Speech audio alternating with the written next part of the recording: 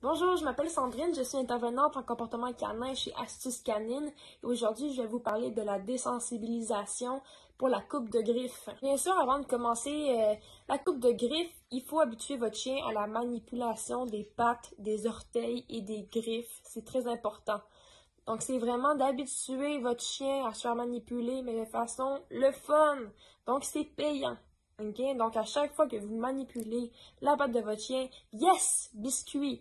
Ça peut être du fromage, ça peut être du poulet, mais vraiment tout ce qui est le fun pour votre chien, on va l'utiliser. Pas de faire ça pendant 1 heure.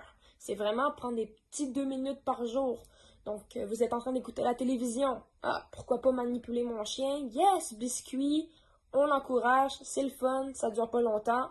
On recommence plus tard. Tranquillement, durant les manipulations, on va juste prendre en main le coupe-griffe et le montrer à notre animal, sans bien sûr couper la griffe. On fait juste montrer l'objet à notre chien. Wow, c'est donc mal fun. Un objet comme ça, c'est le fun, je me fais manipuler, en plus j'ai des gâteries. Donc c'est vraiment, on veut faire une association positive avec l'objet. On va approcher l'objet de la griffe sans la couper encore. Et à chaque fois que vous l'approchez de la griffe, yes, biscuit. Faut vraiment que ça soit pour la coupe de griffe. C'est le clac de la griffe qui se fait couper, qui fait peur au chien. Donc dans ce genre de situation, moi je vous conseille de faire jouer des playlists YouTube avant de couper la griffe de votre chien. Donc playlist bruit de griffe qui se fait couper ou claquement. Mais tout ce qui fait clac ou un bruit qui fait peur, ça va habituer votre chien à entendre ce son-là et à mettre ça positif. Donc c'est sûr que si vous faites jouer la playlist, il faut que ça soit le fun. Donc gâterie, yes, jeu, caresse, mais il faut que ça soit le fun. Si le chien a un mouvement de recul, essaie de s'enfuir, essaie de mordiller, essaie de mordre, commence à grogner, laissez tomber, on recommence plus tard. Mais tant que c'est positif. Donc, vous pouvez jeter une gâterie, ok, on prend une pause de 2 minutes, puis après on va recommencer.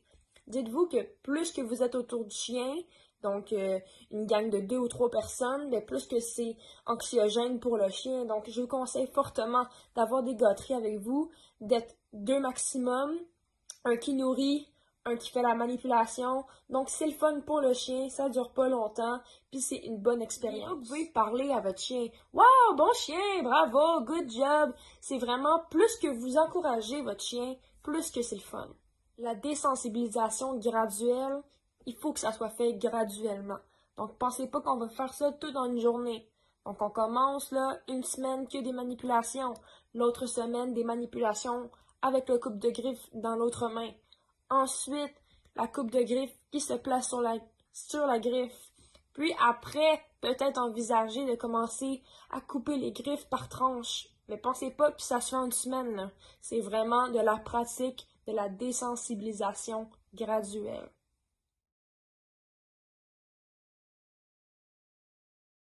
Canin chez Astuces Canines et aujourd'hui je vais vous parler de la désensibilisation